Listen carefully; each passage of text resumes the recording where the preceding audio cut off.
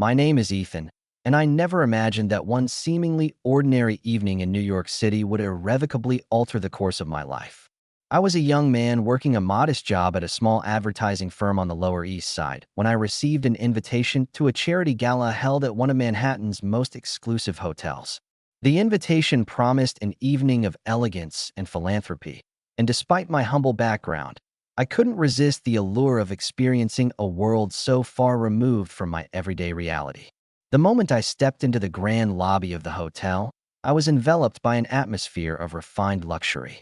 Crystal chandeliers hung overhead, and the polished marble floors reflected the soft, ambient lighting that bathed every corner of the space. Well-dressed socialites mingled gracefully, discussing everything from art and politics to the latest business trends. I felt like an outsider, a young man from a simpler life thrust into a dazzling arena of wealth and prestige. Then, amid the swirling conversations and clinking champagne flutes, my eyes met those of a woman standing quietly at the edge of the room. There was something striking about her presence. Dressed impeccably in a tailored gown that exuded understated elegance, she seemed to command the space without uttering a single word. I soon learned her name was Mrs. Lorraine Anderson, a formidable lady, rumored to be an 80-year-old millionaire with a storied past and an aura of mystery that captivated everyone around her. Despite her age, her eyes sparkled with vitality, and her smile carried the weight of decades of wisdom and experience. Before I knew it, she approached me with a measured, confident stride.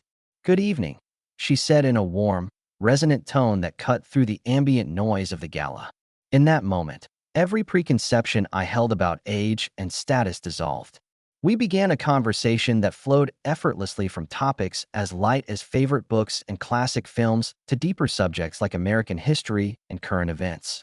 There was an authenticity in her voice, a genuine curiosity about the world, and a desire to share her insights without the pretension often expected from someone of her stature. I found myself drawn into the orbit of Mrs. Anderson's charisma. Despite the considerable gap between our ages and the vast difference in our life experiences, it felt as though we were kindred spirits united by a shared passion for knowledge and sincere human connection. I marveled at how naturally she navigated discussions with people from all walks of life. Her ability to speak about complex matters in a way that was both accessible and engaging left an indelible impression on me. Every word she uttered resonated with a depth of experience and a commitment to living life fully, regardless of society's expectations. That evening, as the gala progressed and the crowd slowly thinned out, I couldn't shake the feeling that fate had orchestrated our encounter. In a room filled with glittering wealth and superficial interactions, I had discovered a beacon of genuine warmth and intellect. Mrs. Anderson's presence was like a secret invitation to step beyond the confines of my ordinary existence. I left the event that night with an overwhelming sense that my life was about to change in ways I could scarcely predict, a transformation that would challenge my perceptions of love, power, and the true meaning of connection. Every detail of that night still lingers in my memory. The hushed laughter in the corridors, the subtle glances exchanged between strangers, and, most of all, the profound impact of a conversation that bridged the gap between two very different worlds. I realized that sometimes the most unexpected meetings can open doors to new dimensions of experience and understanding. That night marked the beginning of a journey I could never have foreseen, a journey that would eventually lead me into uncharted territory, forcing me to question the very fabric of my reality and to confront the hidden forces that govern our lives. The morning of our wedding dawned with an electrifying mix of anticipation and apprehension. I awoke in a modest hotel room in Midtown Manhattan, a far cry from the opulent venues I had only ever seen in movies. My heart pounded with excitement and nervousness as I prepared for the day that would forever bind my fate to that of Mrs. Lorraine Anderson. Despite the lingering doubts about the vast differences in our worlds, the sheer magnitude of what was to come filled me with a sense of destiny and renewal. In the days leading up to the wedding, preparations had been nothing short of frenetic. Family members, initially skeptical of my unconventional choice, gradually began to embrace the spectacle as word spread about the upcoming union. The ceremony was set to take place in a stately mansion on the outskirts of New York, a historic property that exuded old-world charm and modern luxury in equal measure. Elaborate floral arrangements, vintage chandeliers, and meticulously arranged seating lent an air of timeless grace to the proceedings. Every detail, from the carefully curated guest list to the subtle yet sophisticated decor, underscored the monumental nature of our union, a convergence of youthful ambition and decades of seasoned accomplishment. As the guests arrived, I could sense the charged atmosphere in the grand foyer. Old acquaintances from my modest upbringing eyed me with a mix of astonishment and curiosity, while members of Mrs. Anderson's elite social circle scrutinized my every move with a blend of admiration and thinly veiled skepticism. I felt the weight of their expectations and the unspoken judgments that came with my association with one of the city's most prominent figures. Yet, amidst the murmurs and sidelong glances, there was also an undeniable undercurrent of excitement, a recognition that this wedding was far more than a personal milestone. It was an event that bridged disparate worlds and challenged conventional norms. The ceremony itself was a blur of emotions and formalities. Standing beside Mrs. Anderson, I felt a profound mixture of pride and trepidation. As we exchanged vows before our gathered loved ones, every word seemed to reverberate with a significance that transcended the ordinary. The carefully scripted promises of fidelity, support, and partnership were imbued with the collective hopes of two families coming together, despite the stark contrasts in our backgrounds. I was acutely aware of the magnitude of the moment, a moment that symbolized not only the merging of our lives, but also the collision of two distinct cultural and social spheres. During the reception, the celebratory energy was palpable. Toasts were made, glasses clinked, and the room buzzed with whispered speculations about the unconventional nature of our union. My parents exchanged worried looks, their concern tempered by the realization that my decision was irrevocable, while my friends cheered me on with an enthusiasm born of their unwavering belief in my adventurous spirit. Every interaction, every congratulatory remark, served as a reminder that I was now part of a grand narrative, a narrative that defied traditional expectations and redefined the boundaries of love and loyalty. Even as the night deepened and the festivities carried on, I couldn't shake the feeling that our wedding had set in motion a chain reaction of events that would forever alter the course of my life. The juxtaposition of youthful hope and time-honored tradition, of modern aspirations and the weight of a storied past, resonated in every detail of the day.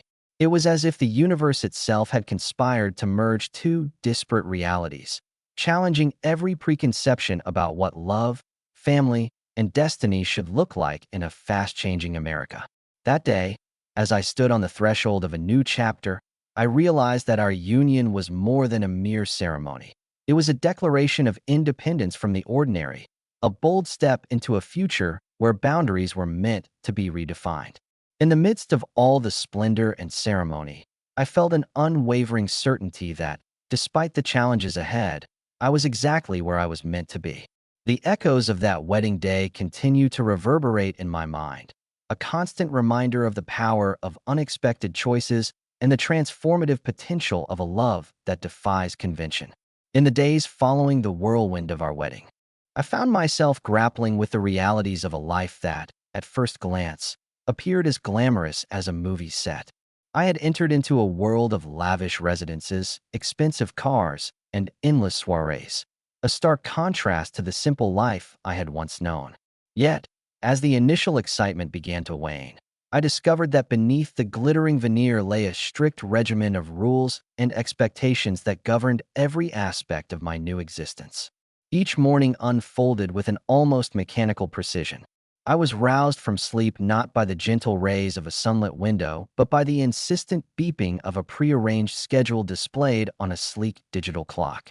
My day was meticulously planned by Mrs. Anderson herself, a day that began with a carefully timed workout, followed by a precisely brewed cup of coffee, and then a gourmet breakfast served at exactly the right moment. While the orderliness of it all initially impressed me, it soon became apparent that my own spontaneous desires were being systematically supplanted by a routine that was not my own. Throughout the day, my schedule was filled with a series of appointments, meetings, and social obligations. I found myself accompanying Mrs. Anderson to high-stakes business gatherings, exclusive luncheons, and cultural events that were as much about image as they were about substance. Each interaction was scrutinized. Every detail of my appearance was meticulously managed to conform to the high standards of her sophisticated circle. The pressure to conform was relentless, and with each passing day, I felt increasingly like a cog in a machine, my individuality slowly being eroded by the demands of a life I had not freely chosen. Our sprawling Manhattan townhouse, which once seemed like a dream come true, gradually revealed itself as a gilded cage. Every room, every corner of the house, was a testament to impeccable taste and wealth, but also to a rigid structure of rules that left little room for personal expression. Evenings were spent in long discussions over finances and future plans, discussions that were punctuated by the sound of a ticking clock marking the passing of a life dictated by schedule and obligation rather than by genuine emotion or creativity. There were moments when I tried to reclaim a sense of spontaneity, to inject a bit of the old me into this meticulously curated existence, but my efforts were invariably met with disapproval or subtle reminders that deviation from the norm was not an option.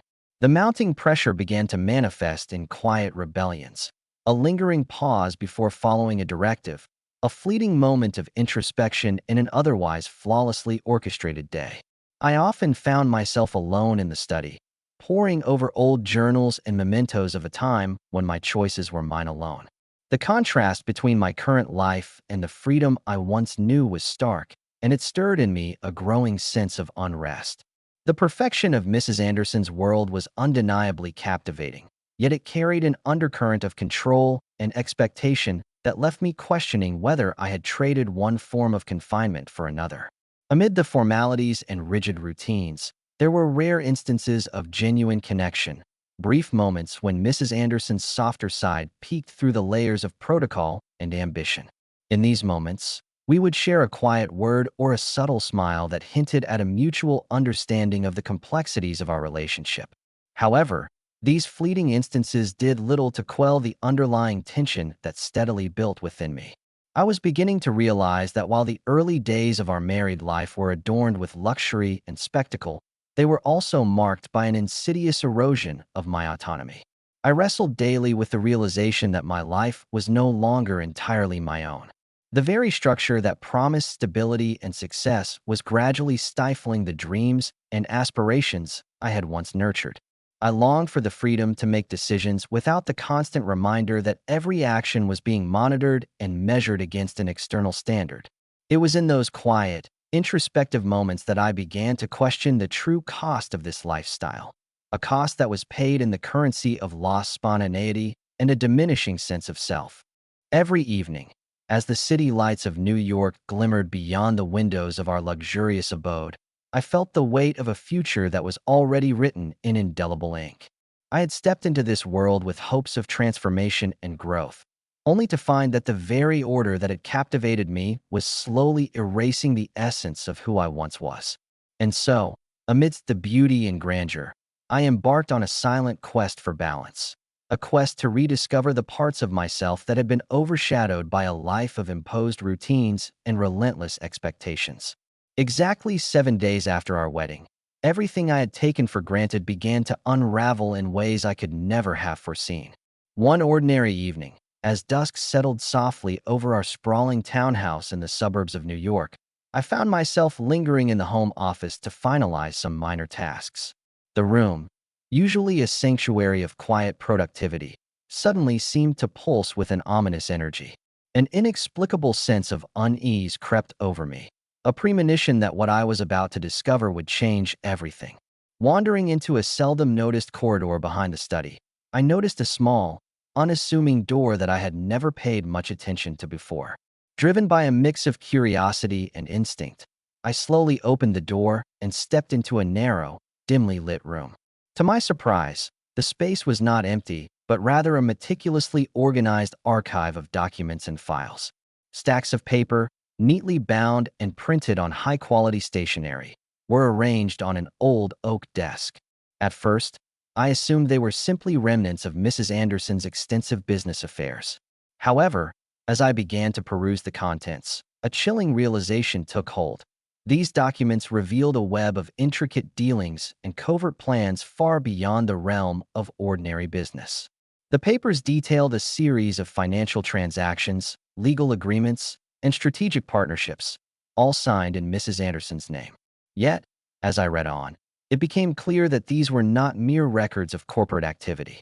Instead, they formed the blueprint of a sophisticated scheme that implicated me as an unwitting participant. My name, which I had once believed was simply a byproduct of our shared life, appeared repeatedly as a guarantor and associate in deals that stretched far into the realms of high finance and political maneuvering. The shock of it all rendered me momentarily speechless, my heart pounding as I realized that the life I had embraced was, in fact, a carefully constructed facade concealing hidden agendas. Sitting alone in that shadowed archive, I was overwhelmed by a tumult of emotions: anger, betrayal, and profound disillusionment. How could I have been so naive as to believe that our relationship was founded on genuine affection and mutual respect? Every carefully orchestrated moment, every seemingly benign routine, now revealed itself as part of a much larger, more sinister strategy. The documents detailed plans for asset consolidation, secret alliances with powerful figures, and even hinted at leveraging my youthful image to secure deals that could reshape business landscapes. In that instant, I understood that I was nothing more than a pawn in a game whose rules I had never known. With trembling hands, I gathered the incriminating files, taking great care not to disturb any traces of evidence. The revelation hit me like a freight train.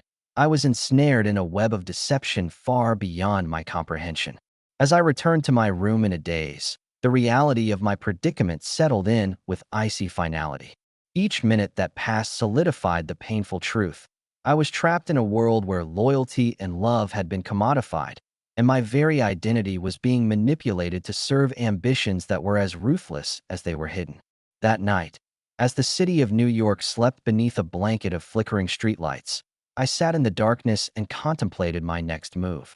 The documents burned in my mind, a relentless reminder of the betrayal that had been orchestrated right under my nose.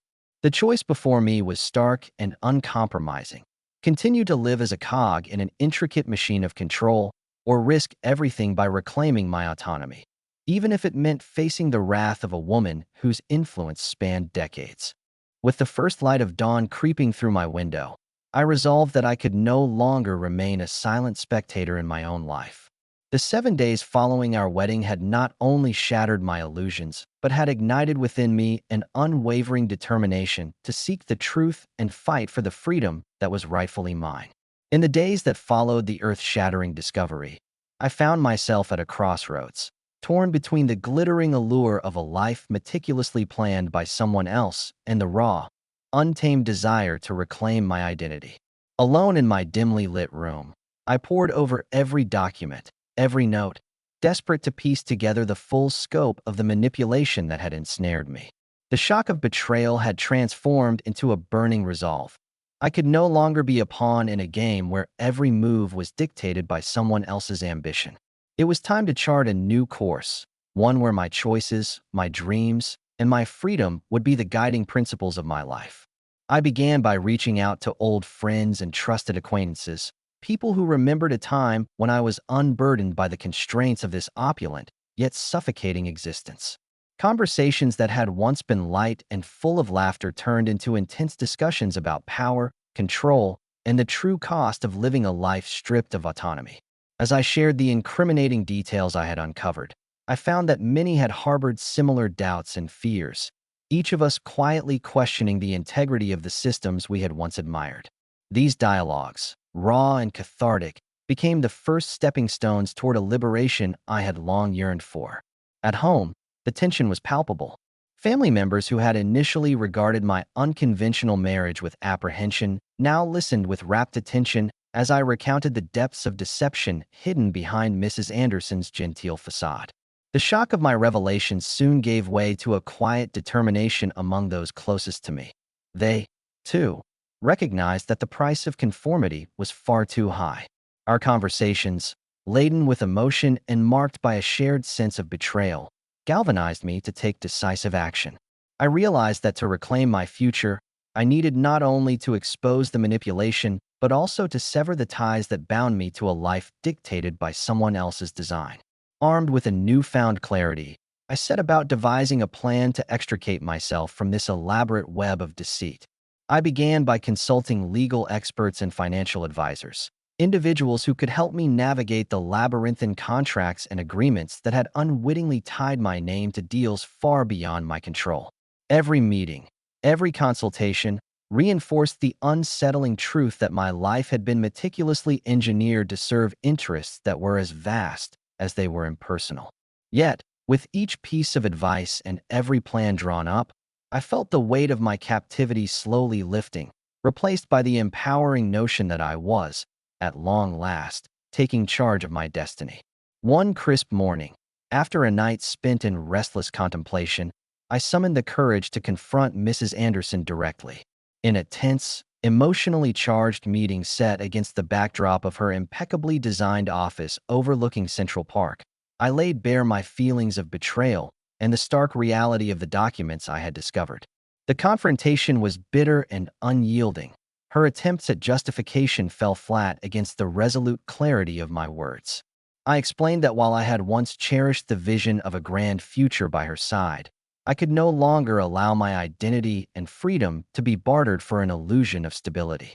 The conversation, though fraught with tension and the inevitable clash of wills, marked the point of no return. I had declared my intent to break free from the chains of manipulation and assert my right to a life of authenticity and self-determination. In the aftermath of that defining moment, a quiet revolution began within me. I spent long hours reflecting on the lessons of my past, the cost of unexamined conformity, and the fierce necessity of living true to oneself. I reached out to others who had suffered under similar pressures, forming bonds of solidarity with those determined to reclaim their voices and redefine their futures.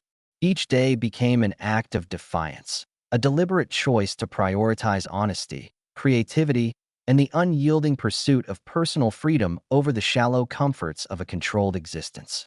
Now, as I stand at the threshold of a new chapter, I am filled with a profound sense of hope and resolve. The journey from betrayal to self-liberation has been arduous, fraught with moments of despair and uncertainty, yet it has also been transformative. I have learned that true strength lies not in the accumulation of wealth or the adherence to rigid routines, but in the courage to break free from expectations and to embrace the messy, unpredictable reality of genuine human existence. Every day, I am rebuilding my life on my own terms, forging a path that honors both my past and the promise of an unbounded future. This experience, as painful and challenging as it has been, stands as a testament to the indomitable spirit of those who refuse to be defined by circumstances beyond their control. I now walk forward with a clarity and determination that is both humbling and exhilarating, a commitment to never again surrender my identity to the designs of others, no matter how compelling they might seem. In the quiet moments of reflection, I recognize that the journey toward freedom is never truly complete. It is an ongoing process of self-discovery, resistance, and renewal. And with each new day, I reaffirm my right to live authentically, to shape my destiny, and to honor the unique spark that is uniquely mine.